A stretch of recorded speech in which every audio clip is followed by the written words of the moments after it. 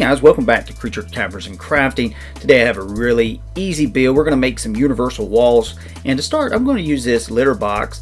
It's very thick, as you can see. If you don't have this, you could probably use regular cardboard. I'm just going to use this because it fits my needs. The sticker does peel off very easy. We're going to remove that. Show you guys the other side. Very good stuff. Again, you could use foam, but I'm going to do this because of the stands I'm going to use later on. And to start, I'm going to cut this into segments, and to do so I want straight lines, so I'm going to use my carpenter square, just kind of line things up.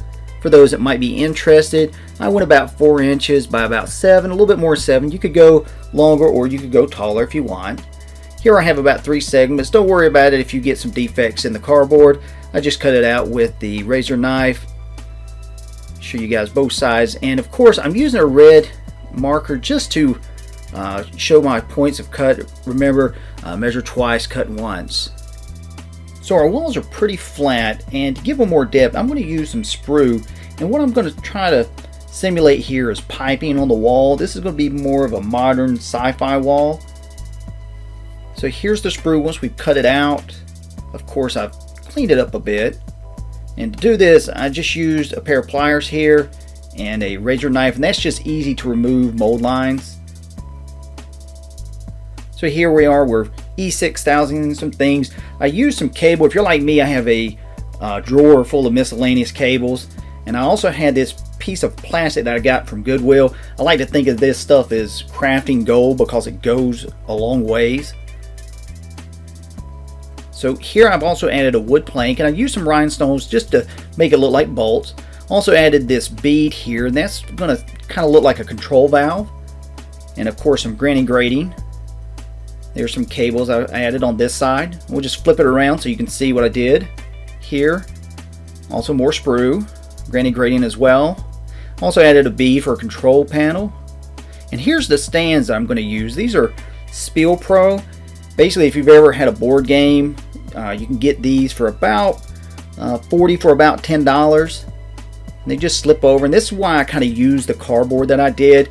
And again, if you don't want to spend that, you want to use washers, you want to use something else, you're more welcome to do that. I'm just going to use this because it kind of fits what I'm going for. And as you can see, it's very stable. I'm going to sit up here on the table. We'll use a mini just to give you some size comparison. Flip it around. And I'm going to shake the table here just so you can see how stable this is. This is me really aggressively shaking it, and everything seems to be very stable on the table. Next I'm going to apply a coat of Mod Podge to the cardboard, and this is just to protect against moisture. Now I'm going to prime the entire project using some black. In hindsight, I probably would have went a little lighter, maybe a whiter gray. Of course, I'm going to start basing things out using some base colors. Here I used a red. I also did some dry brushing with some silver. Also a little bit of washes as well. And then I'm just going to take some decals, print those off, cut them out, and use a little Mod Podge to apply them to the finished product. So guys, to demonstrate how universal this craft can be, I'm going to show you how to make an even simpler wall. And here I'm just using some cardstock that you can get at Michael's. Trying to show you guys the brand if you can focus in a little bit. If you can't read that, my apologies, I'll list it down in the comments. But what we're going to do is we're basically just going to start by cutting the cardstock out to fit the cardboard like so. And this is probably 90% of the project right here. And we're just going to make sure that everything lines up. And of course this will fit really good with those stands. We're just going to use some Elmer's PLA glue. We don't want to put this on too thick, but we're going to focus on the corners and the edges. Make sure that we get it nicely, evenly spread. And once we do, we'll flatten it out like I have here on the back side. Now guys, take your time. If you do have a little bit of exposed cardstock like I did here, that's fine. Don't worry about it. We can either trim that or we can just go about our business. It really won't play a big issue. Now we're going to add some more depth. Here I've just taken a 28mm base. I just used a little E6000, put that on there, and also used some wire and painted that silver.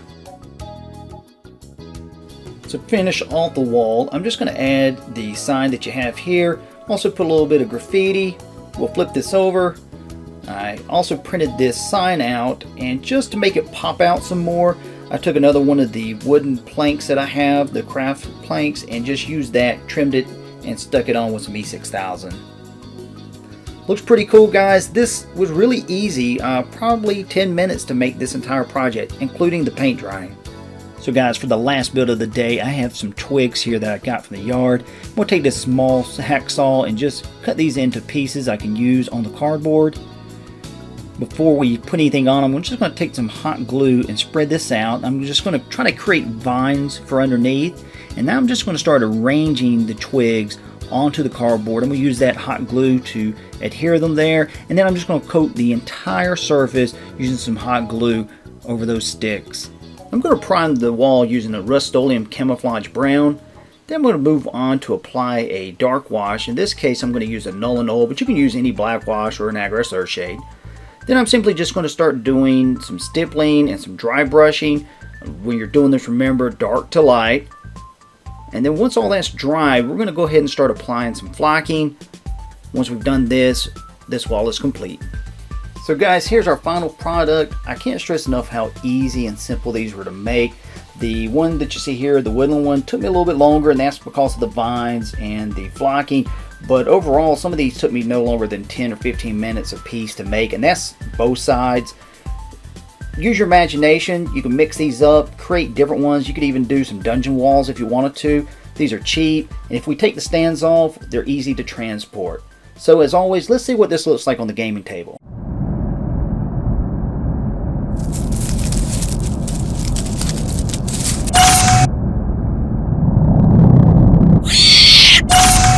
Dispatch 450 investigating alleyway. Nothing to see here.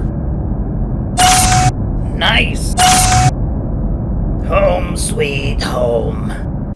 Hey guys, that wraps things up for this week. As we enter to the holiday, I hope that you, your friends, and your loved ones are safe. Please continue to practice those quarantine safety measures. Also, if you like this video, give me a big thumbs up, share, subscribe if you haven't already. We're going to continue to try to pump out these videos for you guys. Really enjoy this project. Hope to see you again. We'll catch you next week.